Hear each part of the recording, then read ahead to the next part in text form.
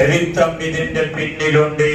അതേ ഇന്ത്യയുടെ സ്വാതന്ത്ര്യത്തിന്റെ ചരിത്രം ഇവിടെ പൂർത്തിയാകുന്നത് തന്നെ സർവമതസ്ഥരായ സ്വാതന്ത്ര്യ പോരാളികളുടെ അതിശക്തമായ പോരാട്ടമാണെന്നുള്ളതിൽ സംശയം വേണ്ട.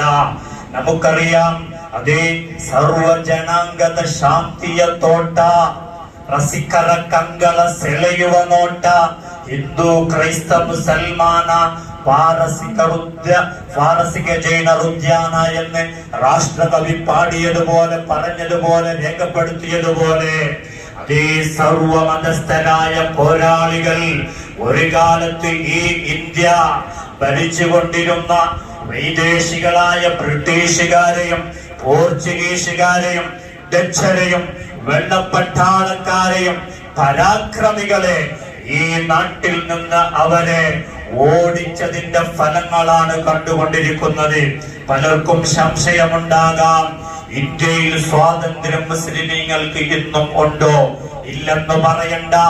ഒരർത്ഥത്തിൽ ഇന്ത്യയിൽ സ്വാതന്ത്ര്യം എല്ലാ മതസ്ഥർക്കും കിട്ടിയിട്ടുണ്ട്.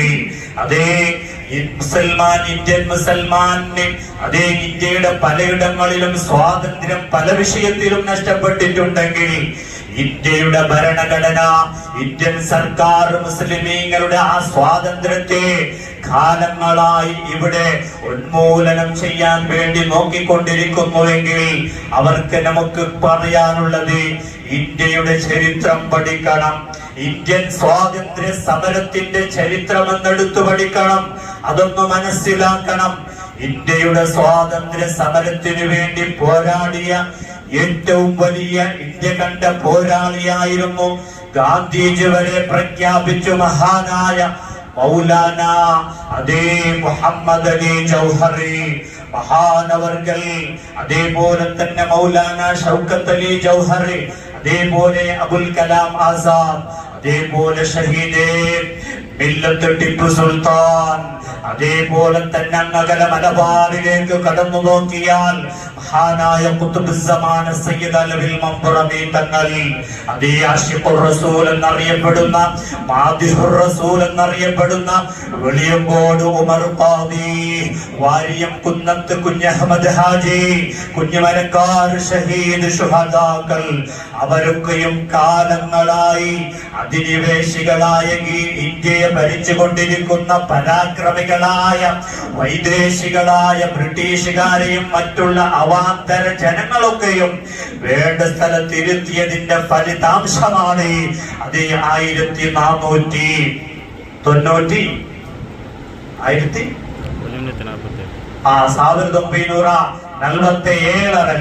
അതേ നമുക്ക് കിട്ടിയതായ സ്വാതന്ത്ര്യം. അൽഹംദുലില്ലാഹ്. ഇണ്ടത്തേക്ക് എത്ര വർഷമായി?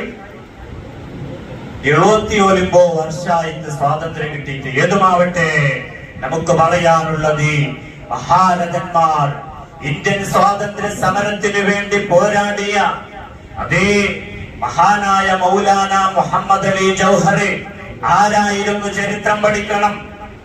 ചെറിയ പ്രായം വാപ്പ മരിച്ചുപോയ യതീമായി വളർന്ന മൗലാന മുഹമ്മദ് അലി ജൗഹർ, അതേപോലെ അവിടുത്തെ അനുജനായ മൗലാന ഷൗക്കത്ത് അലി ജൗഹറി, അവരെ വളർത്തുന്നത് ഉമ്മയാണ് ആബിദ ബേഗം.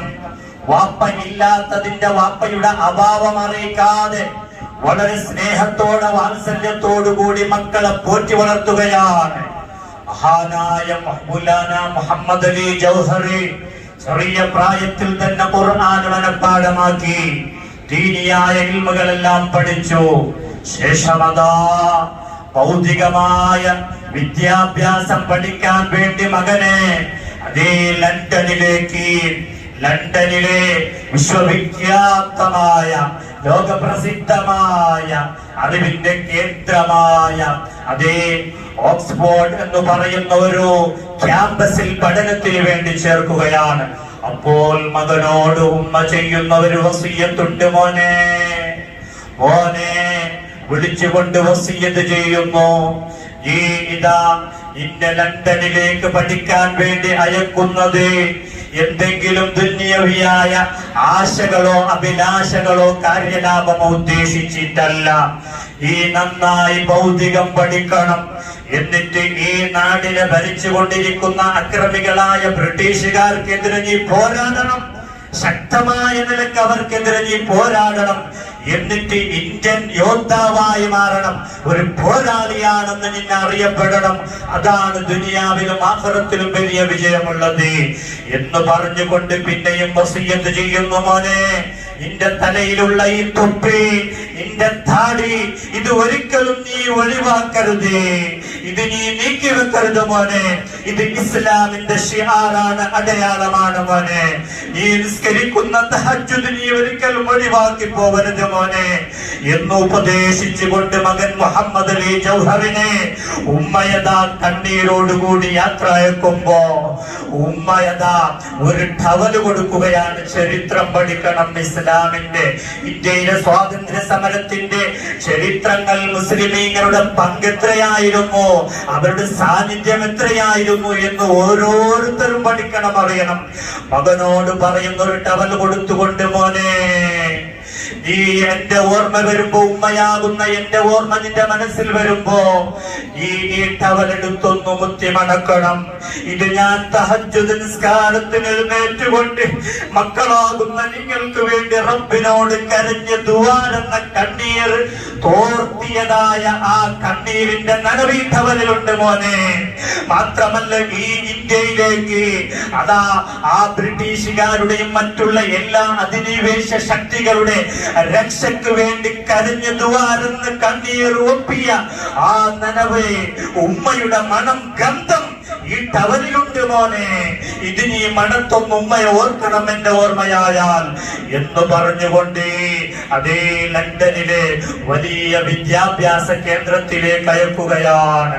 അവിടെ പോയി സുബ്ഹാനല്ലാഹ് മഹാനായ മൗലാന മുഹമ്മദ് അലി ജൗഹറി അവിടെ ഭൗതികം പഠിക്കുകയാണ്. പക്ഷേ തലയിൽ നിന്ന് ആ തുർക്കി തൊപ്പി ഒഴിവാക്കിയിട്ടില്ല, താടി ഒഴിവാക്കിയിട്ടില്ല, ഇസ്ലാമിന്റെ വേഷം ഒഴിവാക്കിയിട്ടില്ല. സാന്ദർഭികമായി ഓർമ്മപ്പെടുത്തട്ടെ, ഭൗതിക കലാലയങ്ങളിൽ പോയി, ഭൗതിക ക്യാമ്പസുകളിൽ പോയി, വലിയ വലിയ കോളേജുകളിൽ പോയി പഠിക്കുന്ന നമ്മുടെ യുവാക്കൾ, മക്കൾ, നമ്മുടെ പെൺമക്കൾ പലപ്പോഴും പല കാരണങ്ങളും പറഞ്ഞുകൊണ്ട് ഇസ്ലാമിന്റെ വേഷത്തെ വലിച്ചെറിഞ്ഞുകൊണ്ട് അന്യമതസ്ഥരുമായി സ്നേഹബന്ധത്തിൽ പോകുന്നുവെങ്കിൽ ഇസ്ലാമിന്റെ ആ വേഷത്തെ, അതിസൗന്ദര്യമുള്ള പരിശുദ്ധമായ ഇസ്ലാമിന്റെ ആ സൗന്ദര്യമേറിയ ആ ഒരു വേഷത്തെ വലിച്ചെറിയുന്ന രംഗമുണ്ട്. മഹാനായ മുഹമ്മദ് അലി ജൗഹറി മഹാനവരിൽ നമുക്ക് പാഠമുണ്ട്. അതേ ഭൗതിക വിദ്യാഭ്യാസം പഠിക്കുന്ന നമ്മുടെ യുവാക്കൾക്ക് പാഠമുണ്ട്. അവിടെ പഠിക്കുമ്പോൾ മഹാനവറുകളുടെ കൂടെ അവിടെ സ്റ്റുഡന്റായി, കൂടെ അവിടുത്തെ ഫ്രണ്ട്സായി, ക്ലാസ്മേറ്റായി ഉണ്ടായിരുന്ന അതേ മഹാനായ ഒരു സുഹൃത്തായിരുന്നു.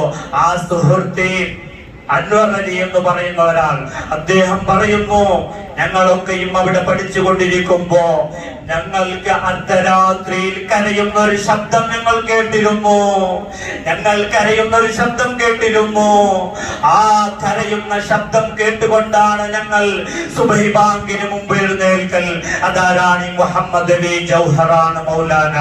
അദ്ദേഹം ആ പഠന സമയത്ത് തന്നെ, ഭൗതിക പഠനം പഠിക്കുന്ന സമയത്ത് തന്നെ അർദ്ധരാത്രിയിൽ തഹജ്ജുദിന്റെ സമയത്ത് എഴുന്നേറ്റുകൊണ്ട് കണ്ണീരൊറ്റിച്ചുകൊണ്ട് കരഞ്ഞ റബ്ബിലേക്ക് ദുആ ചെയ്യുന്ന ഒരു അവസരങ്ങളൊക്കെയും ഉണ്ടായിരുന്നു എന്ന് കൂടെ ഉണ്ടായിരുന്ന സുഹൃത്തി അവിടുത്തെ ചരിത്രത്തിൽ എഴുതി വെക്കുകയാണ്. ഏതുമാവട്ടെ മഹാനവർകൾ അവിടെ പഠനം അങ്ങനെ തുടർന്നുകൊണ്ടിരിക്കുകയാണ്. അപ്പോഴാണ് മഹാനായ അല്ലാമാ ഇഖ്ബാൽ ഒരു കത്തെഴുതുന്നു. ഓ ഗർജിക്കുന്ന സിംഹ, നിങ്ങൾ ആ ലണ്ടനിൽ ഇരുന്നാൽ പോരാ, നിങ്ങൾ നമ്മുടെ നാട്ടിലേക്ക് വരണം തിരിച്ച്. ഇവിടെ ബ്രിട്ടീഷുകാരുടെ അക്രമങ്ങൾ, പീഡനങ്ങൾ വർദ്ധിച്ചു കൊണ്ടിരിക്കുകയാണ്. ഇന്ത്യയിലേക്ക് നിങ്ങളെ ആവശ്യമുണ്ട്, നിങ്ങൾ ഇന്ത്യയിലേക്ക് തിരിച്ചു വരണം എന്ന് കത്തെഴുതുകയാണ്. ആ കത്തുമായി മഹാനായ മൗലാന മുഹമ്മദ് അലി ജൗഹറി ഇന്ത്യയിലേക്ക് കടന്നു വരികയാണ്. അത് ഈസവി 1928-29 കാലങ്ങളാണ്. ആ സമയത്ത് ഇന്ത്യയുടെ മഹാരഥന്മാരായ ഗാന്ധിജിയെ പോലെയുള്ളവർ ജയിലിലടക്കപ്പെട്ടുകൊണ്ടിരിക്കുകയാണ്. അവരുടെ മോചനത്തിന് വേണ്ടിയാണ് മഹാനായ മുഹമ്മദ് അലി ജൗഹറി 4.5 വർഷം പഠനം അവിടെ പഠനം പൂർത്തിയാക്കിയതോടുകൂടി തിരിച്ച് ഇന്ത്യയിലേക്ക് വരുന്നത്. ആ ഇന്ത്യയിൽ വന്നുകൊണ്ട് സുപ്രീം കോർട്ടിൽ കയറിക്കൊണ്ട് ആ കോർട്ടുമായി ഇടപെട്ടുകൊണ്ട് മഹാനവർകളുടെ നേതൃത്വത്തിൽ ഗാന്ധിജിയെ പോലെയുള്ള മഹാരഥന്മാരെ ജയിലിൽ നിന്ന് പുറത്തേക്ക് കൊണ്ടുവരപ്പെട്ട ചരിത്രങ്ങൾ യാഥാർത്ഥ്യമാണ്. തീർന്നില്ല, ചുരുക്കി പറയട്ടെ. അങ്ങനെ മഹാത്മാ ഗാന്ധിജി വരെ പറഞ്ഞു, അതേ മൗലാന മുഹമ്മദ് അലി ജൗഹറിനെ പോലെ ബ്രിട്ടീഷുകാരോട് പോരാടിയ അതേ ശക്തമായി ശബ്ദിച്ച ഒരു പോരാളി വേറെ ഇല്ല. പക്ഷേ പിന്നെയും പറയാറുണ്ട്, കാലങ്ങൾക്ക് ശേഷം അതേ 1931 സമയമാണ്. ആ സമയത്ത് അതേ 80ഓളം രാജ്യം ഭരിച്ചുകൊണ്ടിരിക്കുന്ന അതേ യഹൂദിയായ ജോർജ് രണ്ടാമൻ ലണ്ടനിൽ വെച്ച് വലിയ ഒരു സഭ നടക്കുകയാണ്. അവിടെ ആ സഭ നടക്കുമ്പോൾ ഇന്ത്യയിൽ നിന്ന് തെരഞ്ഞെടുക്കപ്പെട്ടത് മഹാനായ മൗലാന മുഹമ്മദ് അലി ജൗഹറിനെയാണ്. എല്ലാവരും ഏകഭിപ്രായത്തിൽ പറഞ്ഞു, അവിടെ പോയി സംസാരിക്കാൻ ധീരതയുള്ള, ശക്തിയുള്ള, അതിന് കെൽപ്പുള്ള ഒരാളുണ്ടെങ്കിൽ മൗലാന മുഹമ്മദ് അലി ജൗഹറാൻ. അങ്ങനെ മൗലാന മുഹമ്മദ് അലി ജൗഹറിനെ അവിടെ പോയി സംസാരിക്കാൻ വേണ്ടി, ശബ്ദിക്കാൻ വേണ്ടി അയക്കുകയാണ്. ആ സമയത്ത് ബോംബെയിൽ വെച്ച് കപ്പൽ യാത്ര പോകുമ്പോ, കപ്പലിലേക്ക് കയറുമ്പോ അതേ നേതാക്കന്മാർ ചോദിച്ചു, മൗലാന മുഹമ്മദ് അലി ജൗഹറെ, നിങ്ങൾ അവിടെ പോയി ആ വലിയ സഭയിൽ എന്താണ് നിങ്ങൾ പത്രപ്രകടനമായി അവതരിപ്പിക്കുന്നത്? What is your manifesto? എന്താണ് നിങ്ങളുടെ പത്രപ്രകടനം? അവിടെ ആസർകൾ പരിശുദ്ധ ഖുർആൻ എടുത്ത് കയ്യിൽ പിടിച്ചുകൊണ്ട് പറയുന്നു, ഇറ്റ് ഈസ് മൈ മാനിഫെസ്റ്റോ. ഇതാണ് എന്റെ പത്രപ്രകടനം, ഇതാണ് എനിക്ക് അവിടെ പ്രഖ്യാപിക്കാനുള്ളത്. മാനവികത എന്താണെന്ന് പഠിപ്പിച്ച പരിശുദ്ധ ഖുർആൻ, അതാണ് എനിക്ക് അവിടെ പറയാനുള്ളത്. അതേ പിന്നെയും ആവർത്തിച്ച് പറയുന്നു, it is only my manifesto. ഇതാണ് എന്റെ ഏകമായ പത്രപ്രകടനം അവിടെ എനിക്ക് പ്രകടിപ്പിക്കാനുള്ളത്. അങ്ങനെ മഹാനവർകൾ അവിടെ പോയി. അവിടെ യഥാ സുബ്ഹാനല്ലാഹ് 80ഓളം രാജ്യത്തിന്റെ തലവന്മാർ അവിടെ വന്നിട്ടുണ്ട്. അവരുടെ രാജ്യത്തിന്റെ സ്വാതന്ത്ര്യത്തിന് വേണ്ടി വന്നിട്ടുണ്ട്. സുബ്ഹാനല്ലാഹ്, അവർക്കിടയിൽ ഒരുവനാണ് ഇന്ത്യയിൽ നിന്ന് മഹാനായ മൗലാന മുഹമ്മദ് അലി ജൗഹറി. മുഹമ്മദ് അലി ജൗഹറിന് അവിടെ 5 മിനിറ്റാണ് അവസരം കൊടുത്തത് വിഷയം അവതരിപ്പിക്കാൻ. ആ സമയത്ത് മൗലാന മുഹമ്മദ് അലി ജൗഹർ പറഞ്ഞു, എനിക്ക് 5 മിനിറ്റ് മതിയാവുകയില്ല. ഞാൻ അതേ 32 കോടി ജനങ്ങളുടെ പ്രതിനിധിയായിട്ടാണ് ഇവിടത്തേക്ക് ശബ്ദിക്കാൻ, സംസാരിക്കാൻ വന്നത്. മിനിമം എനിക്കൊരു 32 മിനിറ്റ് എങ്കിലും എനിക്ക് തരണം ഇവിടെ വിഷയം അവതരിപ്പിക്കാൻ. ആ സമയത്ത് അവർ അതിന് അനുവദിച്ചില്ല. ഏതായാലും മഹാനായ മുഹമ്മദ് അലി ജൗഹറി അവിടെ യഥാ വിഷയം അവതരിപ്പിക്കാൻ തുടങ്ങി.